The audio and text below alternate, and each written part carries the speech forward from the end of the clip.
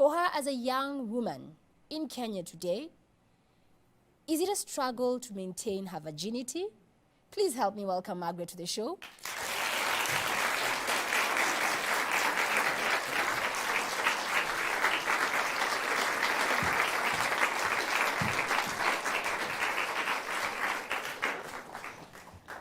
Okay, so Margaret, I'm going to be the devil's advocate here.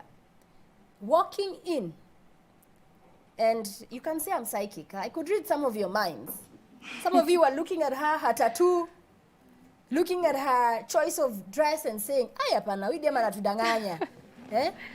Because they believe that virgins are, church girls. Umevaa nguo imefika hapa, simple, quiet.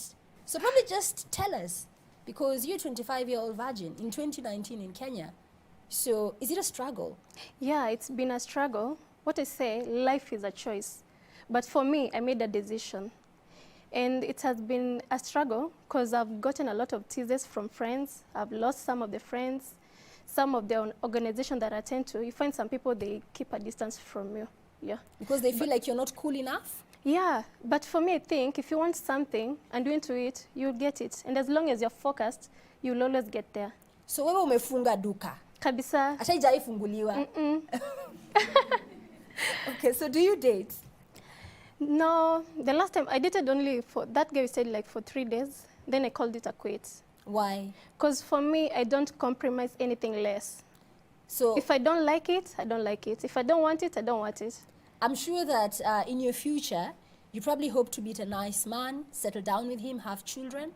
Yeah, I'm still waiting for my Mr. Right. And because you were here with us having all the discussions, and you had the earlier girls complaining that girls our age are playboys, I might have the right intentions. So for you, even more so, because umefunga duka, are you worried that you might meet a guy and maybe he dupes you? Yeah, sometimes I get worried. But for me, I've put it God first. And for me, I can say God has saved me. Because like most girls at my age, they can say the same thing. And in this case, I don't blame our generation. It's our parents and also our society of today. You find in today's society, also in organization, they teach girls sex education, but they forget about men. Like in today's society, it's okay for men to go out there roaming their wild oats, other than girls, where if a girl you do something, you are like, unaiko kando ya society. But it's high time where society, the same values they're giving to ladies, also they do it for men. If they do that both, you'll find the society will change a lot. Elsie, I want to rope you in on that because I feel like she's made a very powerful point on the point of purity. Because as girls are taught, you must keep it for marriage. And I'm going to have a follow-up show on this where I'll just have a room full of young men talking about the same subject. And in that room, I kid you not, boys are socialized differently. If anything, they believe that the more, the better.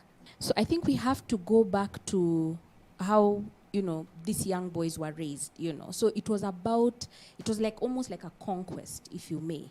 Who will sleep with the most number of women, who will have more girlfriends, etc. But like she said, for her as a girl, she's told she needs to cross her legs, yeah? But I think the two conversations need to happen. Same with the girls and same with the boys. But I'll want to encourage the men especially to rise up. Because me as a woman who is teaching women on sexual purity, I cannot have the conversation with men. Right. There is something that only a man will be able to call out of another young man. And there's only so much I can also call out of Maggie, for example, because we are both women. And because it's a safe space, you don't want to mix those two genders, especially when you're having conversations about sex. But on society's role, yes, we have to call ourselves out and say, for example, the things that we're doing, the way society is going, the rate at which we're going right now. If you read the news, it is startling to know that at the age of 20, there are no more virgins. That should disturb us, and that should make us think, what are we doing to actually protect those younger people? There are stories we hear of young children being molested as young as even 6 years old. it's very disturbing. And then this is also happening between, their age group. So it's not even sometimes it's an older person. Sometimes it's still the younger person who is molesting that other person. I think it's to go back to telling these people and telling these young people what sex was created for. Absolutely. Human beings are relational. We were created for relationships between a man and a woman. And that is why when we desire to connect physically, that is part of our anatomy. That is part of what God has put within us.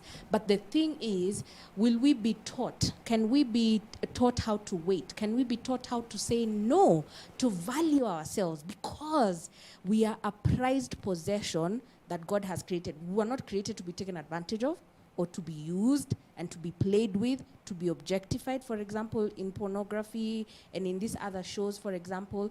So I think for us, it's about creating that stand and telling our people, and not mixing, not being like in a gray area. We have to have the conversation directly. We have the conversation directly. And as real as possible. And no one is going to have the conversation with your children.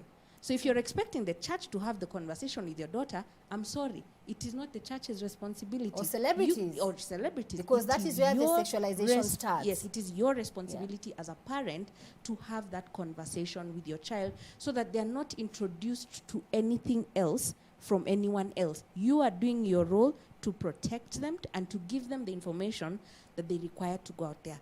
I want to ask the ladies in the audience a question. Do you believe that today, when you're in a relationship or dating, lazima ufungue duka? Is that the reality with the boys, that if you're in a relationship with a boy, it is expected, duka imefunguka? Who agrees with that? Maybe that's your personal experience. Who feels like that is the reality? Tamima. To be in a relationship, all my friends in relationships, I know that they're having wamefungua duka. Who disagrees and says, no, I can be in a relationship, lakini nimefunga duka? Okay, I like that this time round, the funga duka voices are louder. Mm-hmm. And bottom line, what we're telling you is that you have to make the right choice for your life. If you're a young person, stay informed, get educated, know what your options are. If you're a parent, do not run away from this conversation. If you cannot have it with your child, you can reach out to other mentors, whether in church, school, older siblings, because we are living in very different times. Well, on that note, I want to thank you so much for tuning in on tonight's topic. It's a huge one. We definitely cannot exhaust it in this one sitting, but I want to encourage you, in case you want to catch up on the show, go check out the Switch TV YouTube page on this episode, and of course other Real Talk shows as well. But right now, that is it from me, Tamima, and I want to thank all my guests on this show for coming on this platform, sharing their stories, and you for watching, and my audience for participating. I'll see you next time.